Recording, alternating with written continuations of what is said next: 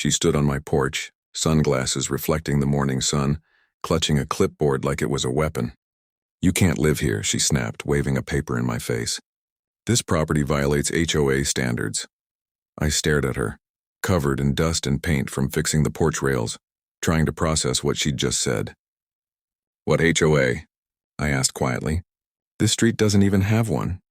Karen scoffed, stepping closer, heels crunching the gravel. "It does now.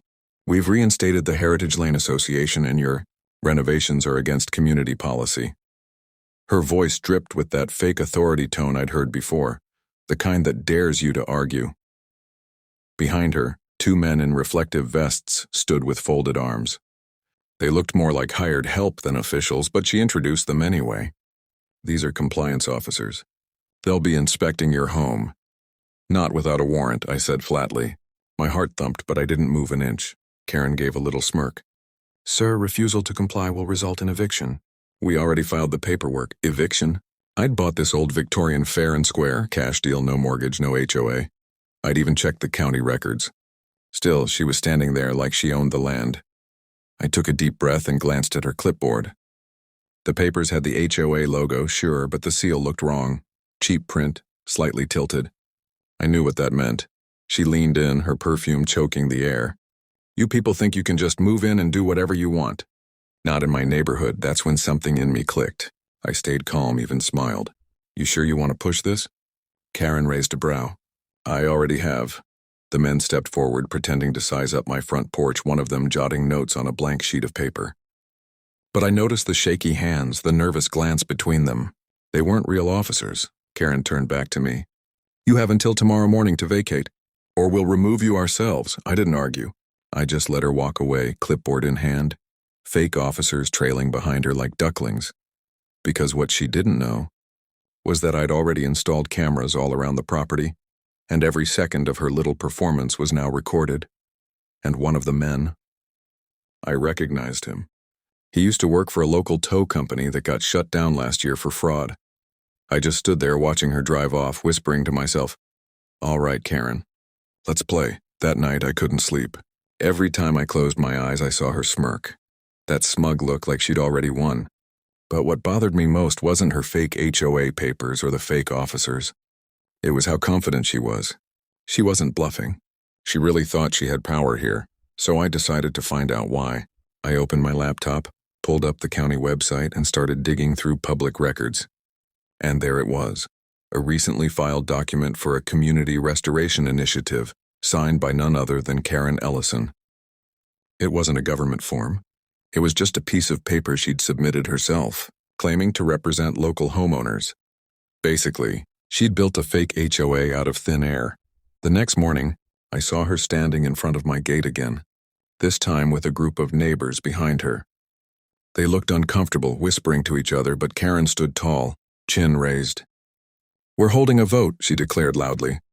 "You've violated multiple codes: unsanctioned construction, noise disturbances, improper waste disposal." I laughed. I couldn't help it. "Karen, you made up those codes last night, didn't you?" Her smile vanished. "Excuse me?" "You heard me. You printed that HOA logo on your office printer." The crowd started murmuring. A few people stepped back. One woman even said, "Wait, this isn't real?" Karen's face flushed red. "Of course it's real. I have every right to enforce order here." She turned toward the neighbors, trying to rally them. "Do you want this man lowering our property values with his construction project?" That's when I decided to twist the knife. "You mean restoring the house you tried to buy last year and lost the bid on?" Her jaw dropped. Dead silence. Everyone turned to look at her. "How did you?" she started. I shrugged. "Public auction records." "You bid, you lost, simple." Her voice cracked. "That's not the point." It's about control," I interrupted quietly. "You lost the house, so now you're trying to own it through fake authority." A couple of the neighbors started walking away. Karen's eyes darted nervously, realizing the crowd was slipping. Then she snapped. "Fine," she shouted. "If you won't comply, we'll handle this legally." She pulled out her phone and dialed someone. "Yes, dispatch? I need immediate assistance, property violation and trespassing." My stomach tightened. She was calling the cops. But as I watched her talking, a small smile formed on my face. Because if the real police showed up, Her little game was about to end. 15 minutes later, 2 patrol cars rolled up, lights flashing across the old oak trees. Neighbors peeked out from behind their curtains as Karen stood proudly at the edge of my driveway, arms folded like she had summoned the entire force herself. The first officer stepped out, Officer Daniels. I knew him. He'd stopped by last month when I reported a trespasser stealing copper from the shed. Solid guy, straight shooter. He looked at Karen, then at me, confusion flickering across his face. "Ma'am, you said this man was trespassing?" he asked. Karen nodded with full confidence. "Yes, officer. He's living here illegally. This house falls under HOA jurisdiction, and he's refusing to comply with our eviction notice." Daniels looked at me, then back at her. "HOA jurisdiction?" "Yes," she said sharply, pulling out her papers like they were sacred texts. "Here, it's all official." He scanned the document for about 3 seconds before looking up. "Ma'am, this isn't a legal form. It doesn't even have a county stamp." Karen blinked, clearly not expecting that. "It's a newly formed association. We're just waiting for approval." "That means it's not approved," Daniel said firmly. Karen's fake confidence started to crack. "He's building without permits. Look around, he's destroying the look of this neighborhood." I finally spoke. "Officer, I have every permit right here." I handed over a folder and building, plumbing, restoration, all stamped and dated. Daniels flipped through them, nodding slowly. He turned to her. "Everything checks out. He's the legal owner. Maybe you should leave him be."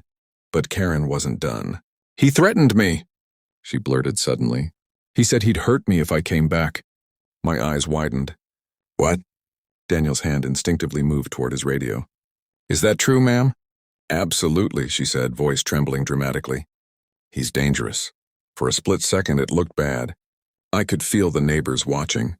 The tension was so thick you could hear my heart beating. But then I remembered the cameras. I walked to my porch, pulled up my phone, and opened the live footage from yesterday. "Officer," I said calmly, "you might want to see this." On the screen, Karen's voice echoed through the speakers. "You have until tomorrow to vacate, or we'll remove you ourselves." Daniel's jaw tightened. He turned slowly toward her.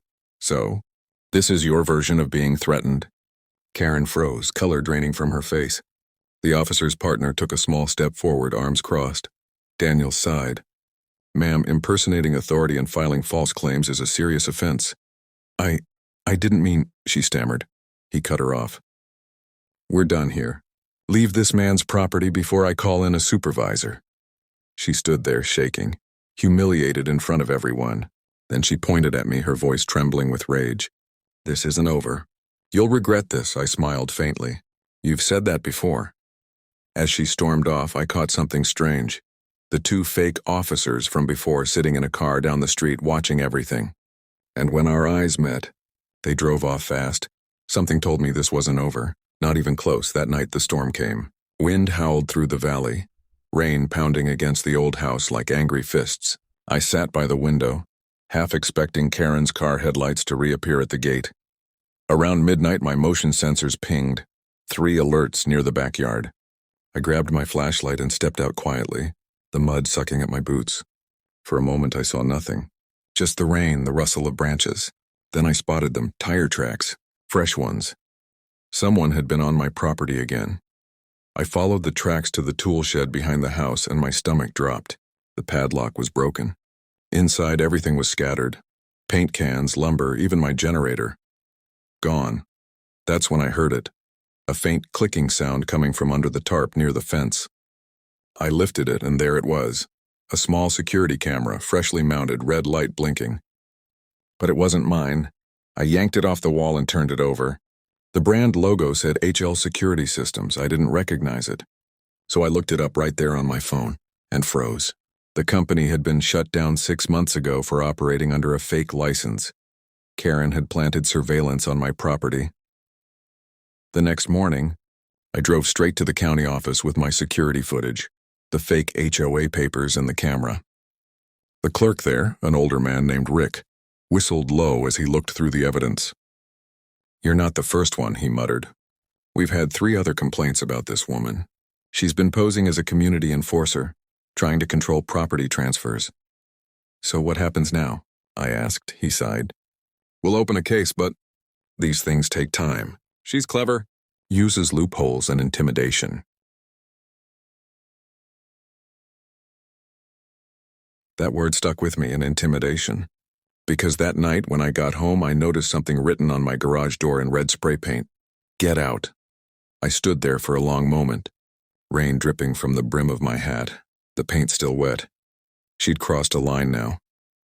I pulled out my phone, called an old contact and a man named Ryan, former Navy buddy, now a private investigator. Need a favor, I said quietly. Someone's pretending to run an HOA, thinks she owns my land. He chuckled. You've got to be kidding. Wish I was, I replied. But she just made it personal. There was a pause, then his voice turned serious. All right, send me everything you've got. I'll dig. As I hung up, thunder cracked in the distance, and I swear I saw headlights flash once near the gate before disappearing into the rain. Karen wasn't backing down, and neither was I. By the next morning, Ryan had already sent me a file. It was thick. Scanned documents, license numbers, background checks, even screenshots from some private HOA Facebook group. On the first page was a name, Karen Ellison, chairwoman of the Heritage Lane Community Preservation Board. Except, that board didn't legally exist. Ryan's note underneath said, she's been using fake nonprofit paperwork to extort homeowners, forces them to join her HOA, then fines them for made-up violations. She's collected over $40,000 this year alone. I stared at the number, 40,000. That wasn't just obsession, it was business. I called Ryan. So she's running a scam. Big one, he said. And she's connected to two guys from a security firm that went under last year. One of them has priors for impersonating law enforcement, the same two I'd seen outside my house. Want me to pay them a visit? Ryan asked, his tone calm but dangerous. No, I said after a pause. Not yet.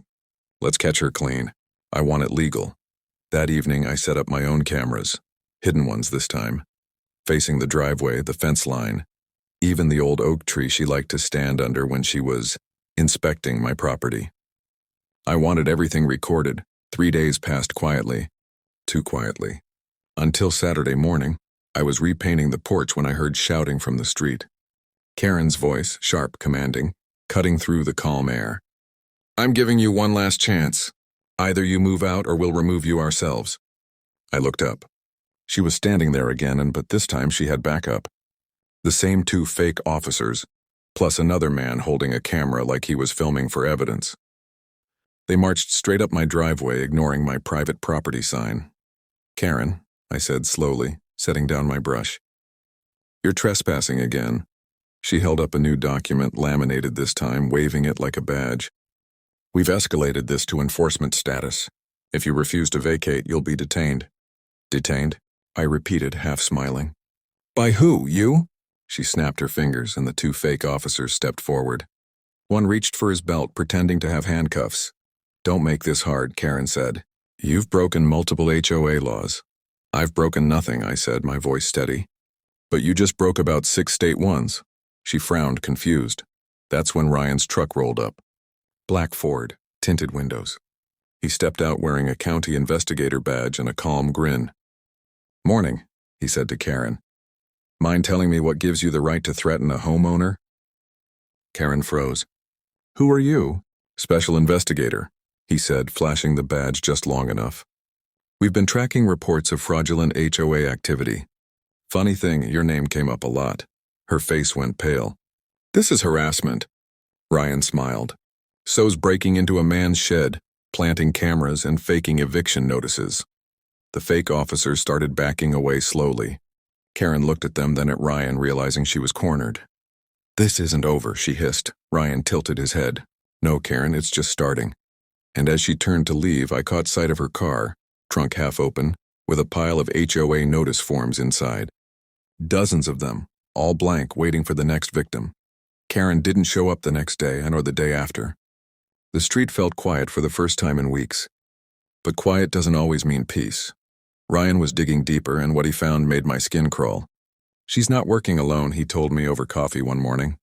She's got a partner, her ex-husband, Richard Ellison. He used to work in real estate fraud. Together they've been targeting neighborhoods without active HOAs. They move in, fake documents, collect fines, then vanish before the county catches on. So I'm just one of many? I asked. Exactly. But you're the first to fight back with real evidence. That same afternoon, Ryan arranged a meeting with the county sheriff. We showed him the footage. Karen's fake officers, the threats, the vandalism, and the camera she planted on my property. The sheriff sat quietly, eyes narrowing with each clip. When it ended, he leaned back in his chair. She's crossed the line, he said firmly. Impersonating authority, fraud, trespassing, and we'll take it from here. I thought that was it. That maybe finally it was over. But that night, as I sat on the porch sipping coffee, headlights flashed once more across my driveway. Karen's SUV. She stepped out slowly, alone this time, her hair a mess, her hands trembling. She looked different, less queen of the cul-de-sac, more desperate. I just came to talk, she said quietly. I didn't answer. She glanced around nervously. They're coming for me. The county, the police. I just wanted to keep things nice here. I didn't mean for it to get this far. You forged documents, Karen, I said coldly. You tried to evict me from my own land.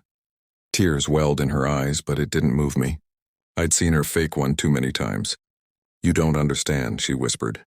Richard, he's behind all of it. He made me do it. He's coming for the files. Please, please don't let him find them, I frowned. Files? She looked terrified now. He kept everything in a storage unit off Mill Road. The names, the fake signatures, the money. He said if I ever talked, he'd... Before she could finish, a loud bang echoed down the street. Tires screeched. A dark pickup turned the corner, headlights blinding us both. Karen froze, whispering, That's him. I grabbed her arm and pulled her behind my truck as the pickup roared closer. A man leaned out the window, tall, bearded, wearing a black cap. Richard Ellison, where are the papers, Karen? He shouted. I stepped forward, my voice steady. You're on private property. He raised something shiny, a metal pipe or maybe a crowbar. Stay out of this. But before he could move another inch, another set of headlights appeared. Sheriff's cruisers, lights flashing, sirens blaring. Richard froze. The whole street lit up red and blue. Karen covered her face, sobbing. I told you he'd come. Sheriff Daniels stepped out, hand on his holster. Richard Ellison, you're under arrest for fraud, vandalism, and impersonating law enforcement. Richard tried to run, but he didn't get far. Within seconds, he was face down on the pavement, cuffs clicking. Karen just stood there, shaking, watching her world collapse. Daniels turned to me, giving a nod. Good work, son. We've been after these two for months.